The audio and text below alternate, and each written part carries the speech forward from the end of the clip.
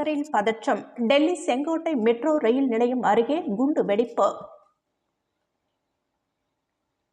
Sengottai metro நிலையத்தில் gate எண் 1 அருகே ஒரு காரில் குண்டுவெடிப்பு ஏற்பட்டது. 3 முதல் 4 வாகனங்கள் தீப்பிடித்து சேதமடைந்தன. மேலும் டெல்லி செங்கோட்டை அருகே நடைபெற்ற கார் வெடிப்பு சம்பவத்தில் உயிரிழந்தவர்களின் எண்ணிக்கை 10ஆக உயர்ந்துள்ளது. புதுவை யூனியன் பிரதேசத்தில் சிறப்பு தீவிர வாக்காளர் திருத்தப் பணி கடந்த 4ஆம் தேதி தொடங்கி டிசம்பர் 4ஆம் தேதி வரை நடைபெறுகிறது. வீடு வீடாக சென்று சிறப்பு தீவிர திருத்தம் தொடர்பான கணக்கெடுப்பு படிவத்தை தேர்தல் துறை அதிகாரிகள் நடத்தினர். புதுவை தமிழக தலைமை தேர்தல் அலுவலக இணையதளத்தில் இதற்காக கடந்த 2002ஆம் ஆண்டு ஆவணங்கள் பதிவேற்றம் செய்யப்பட்டுள்ளது.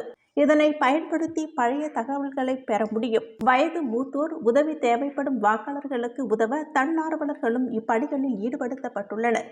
படிவத்தை பூர்த்தி செய்து அளிக்கும் பொழுது எந்த ஆவணத்தையும் தர வேண்டியதில்லை. இந்நிலையில் பூர்த்தி செய்யப்பட்ட வாக்காளர் படிவங்கள் இன்று முதல் வீடு வீடாக சென்று பெறப்படுகிறது.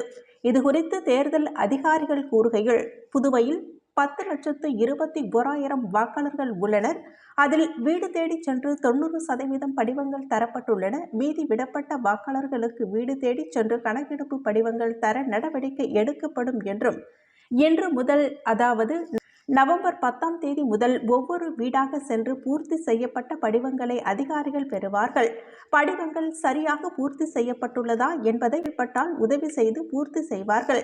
குறிப்பிட்ட காலத்திற்குள் பூர்த்தி செய்து வாக்காளர்கள் படிவங்கள் தர கோருவோம் என்றும், சிறப்பு முகாம்களும் 1 மாதத்திற்கு பிறகு நடத்தப்படும் என்றும் தெரிவித்துள்ளனர். தமிழ்நாடு மற்றும் புதுச்சேரியில் தற்பொழுது வாக்காளர் கணக்கெடுக்கும் பணி தீவிரமாக நடைபெற்று வருகிறது. மேலும் புதுச்சேரியில் தீவிர வாக்காளர் பட்டியல் சரிபார்த்தல் மற்றும் திருத்தும் முகாமில் பொதுமக்கள் விழிப்புணர்வாக இருக்க உருளையன்பேட்டை தொகுதிக்கு உட்பட்ட பகுதி மக்களுக்கு தொகுதி முழுவதும் உள்ள அந்தந்த பகுதி அங்கன்வாடி ஆசிரியர்கள் பொதுமக்களுக்கு விழிப்புணர்வை ஏற்படுத்துங்கள் என்றும், மேலும் வாக்காளர் விண்ணப்ப படிவத்தை பூர்த்தி செய்ய உதவுங்கள் என உருளையன்பேட்டை தொகுதி சட்டமன்ற உறுப்பினரும் நமது மக்கள் கழக தலைவருமான நேரு என்கின்ற குப்புசாமி அங்கன்வாடி ஆசிரியர்கள் மற்றும் உதவியாளர்களிடம் ஆலோசனை மேற்கொண்டார்.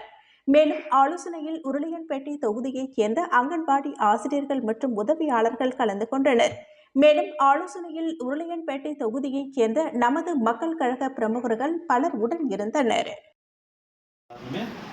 வாக்காளருடைய வாக்குப்பதிவில் உங்களுடைய பங்களிப்பு இருக்கணும். அதே நேரத்தில் அவங்களுக்கு ஒரு விழிப்புணர்வு வேணும். நீங்கள் சரியாக படிக்கணும். வேறு ஒன்றும் சரியில்லை.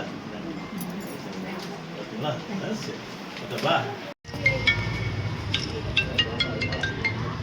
வில்லையனூர் மரப்பாலம் மின்பாதையில் பராமரிப்பு பணிகள் மேற்கொள்ள இருப்பதால் நவம்பர் 11ஆம் தேதி காலை 10 மணியிலிருந்து பகல் 2 மணி வரை தக்கக்குட்டை, திருமலை தாயார் நகர், திருமலை வாசன் நகர், மூலக்குளம், உழவர்கரை, சிவகாமி நகர், கம்பன் நகர், மரியாள் நகர், ஜெயா நகர், கமலம் நகர், புதுநகர், தட்சிணாமூர்த்தி நகர் மற்றும் அதனை சார்ந்த பகுதிகளில் மின்தடை ஏற்படும் என்று புதுவை மின்துறை அறிவித்துள்ளது.